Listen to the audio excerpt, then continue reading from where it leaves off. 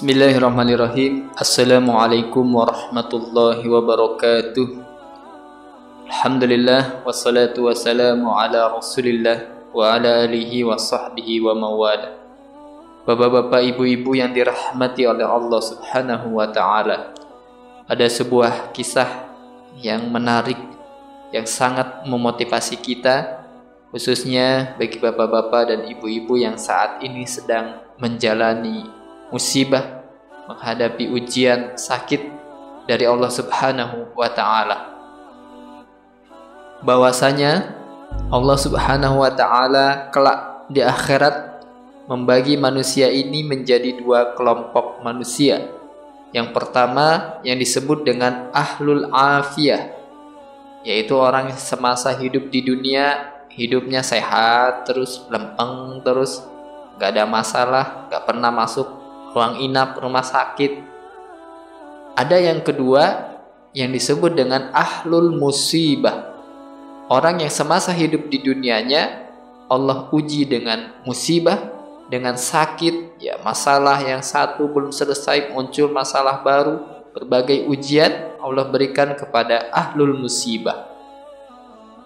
Kemudian Allah Subhanahu wa ta'ala memerintahkan kepada malaikat untuk menghitung amal ibadah dari kedua kelompok tersebut. Yang pertama dihitung adalah ahlul musibah. Malaikat ketika dia menghitung amal ibadah tentu dengan sangat detail sekali, sehingga total hasilnya tidak didapati dari dosanya kecuali hanya sedikit.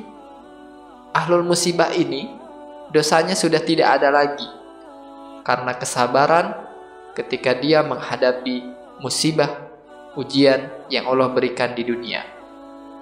Jadi ahlul musibah yang sabar ini kelak ketika dihisab di akhirat, hasil hisabnya itu dosanya sedikit atau bahkan tidak ada. Karena ketika dia diuji dengan musibah, dengan sakit, ia bersabar, ridho dengan apa yang Allah takdirkan kepadanya.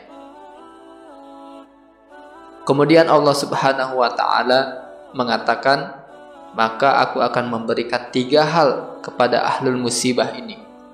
Yang pertama, khairan. Khairan itu adalah surga.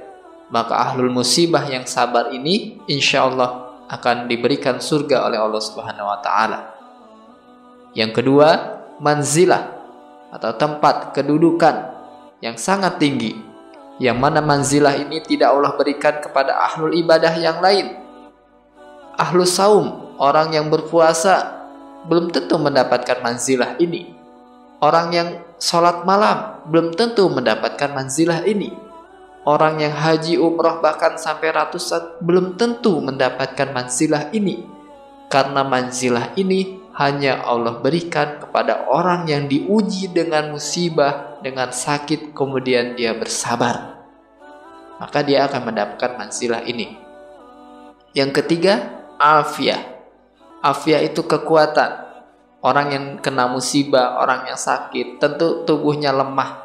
Maka ketika di akhirat nanti Allah kembalikan apa yang telah Allah ambil dari orang tersebut. Lalu setelah ahlul musibah ini diangkat ke surga dan diberikan manzilah, kedudukan yang sangat tinggi, hingga ahlul afiyah yang melihatnya itu sampai ngedongok kepalanya ke atas gitu. Saking tingginya kedudukan yang Allah berikan kepada ahlul musibah yang sabar itu tadi.